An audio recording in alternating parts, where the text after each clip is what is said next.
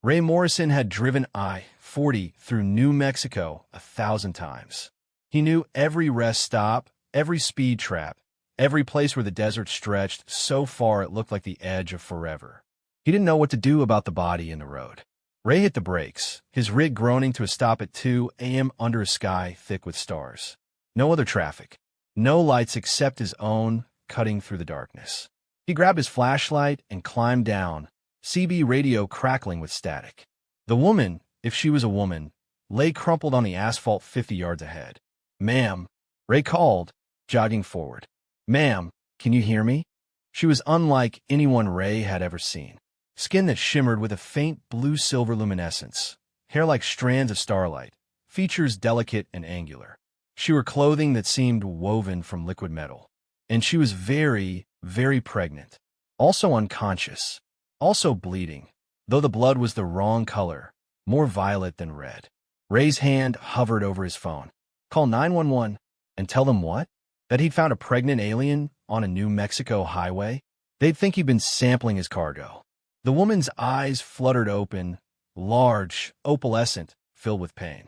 She grabbed his wrist with surprising strength, her lips moving soundlessly.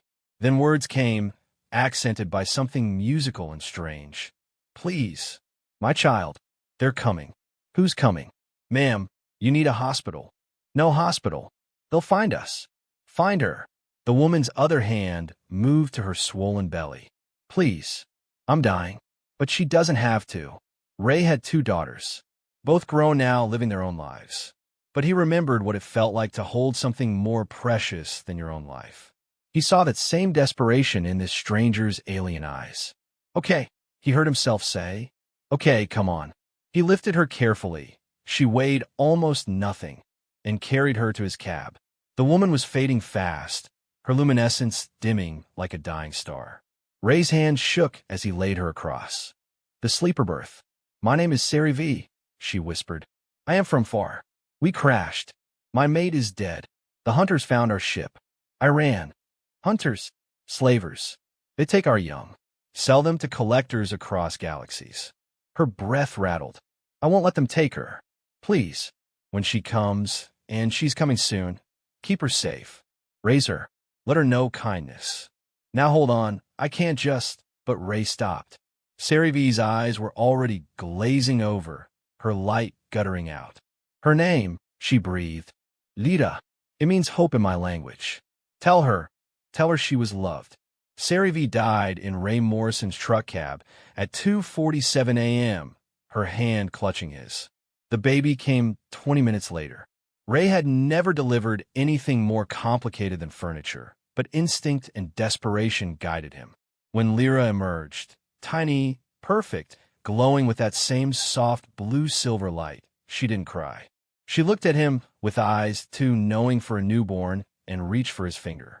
Ray wrapped her in his jacket, his mind racing. What was he supposed to do?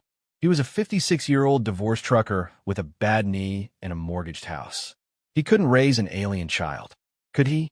Lyra made a sound. Not quite a cry, more like a musical note. She was so small, so fragile, so impossibly alone in a universe that wanted to hurt her. Ray thought about his own daughters, about the moment each had been born, and he'd sworn to protect them against anything. Everything. "Okay, Lyra," he whispered. "Okay."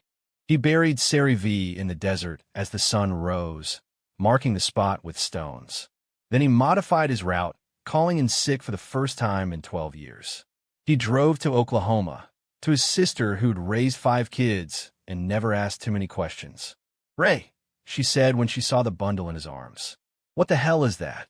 "This is Lyra," Ray said. "She's my daughter now, and I'm going to need help." His sister stared at the glowing infant, then at her brother's face. She saw something there she hadn't seen since his divorce. Purpose. "Well," she said finally, "I guess we'd better get some formula. Though I don't know if she'll take regular milk." Lyra did take regular milk.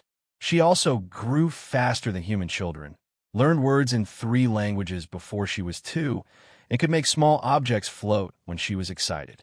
Ray quit long-haul trucking, took a local job, and devoted himself to raising the daughter who'd fallen from the stars. Some nights, Ray would sit outside with Lyra, both of them looking up at the infinite darkness. He'd tell her about her mother's courage, her sacrifice, her love. Am I different? Lyra would ask. Yeah, Ray would say. But different's not bad. Different's just different. On Lyra's 10th birthday, ships appeared in the sky. Sleek, predatory, searching. Ray held his daughter close, ready to run, ready to fight. The ships left. They never found her. Because Ray Morrison, an ordinary trucker from Oklahoma, had done something extraordinary. He'd kept his promise to a dying stranger under a New Mexico sky. He'd given hope a home.